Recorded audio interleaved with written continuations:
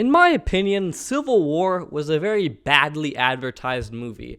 It kept advertising itself as this, high action-packed movie where they're storming the Capitol on July 4th, and it's this giant civil war, when actually it's more of this, slower-paced war journalism story. There are some action scenes in the movie that you see scattered around, and one big one at the end, but there's rarely a lot of action. The film follows A24's past work by having amazing cinematography, effects, all that. The film is a lot more about the war journalism, with more as the American Civil War as a backdrop to tell this story, and it's an amazing movie.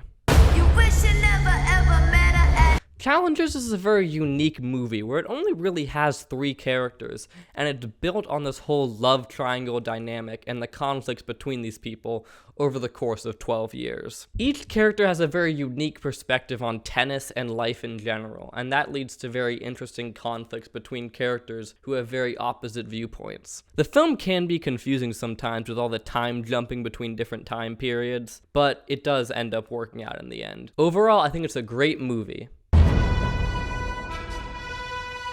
Invincible Season 2 was in a very unique situation, where the first part of it came out when I was doing my first review roundup back in November, and it finally came to an end just within the time period of this review roundup, so I feel like I have to talk about it. This season does have amazing moments, but it feels like the runtime keeps jumping between amazing moments and kind of boring plotline. The show also feels way too tied to a status quo.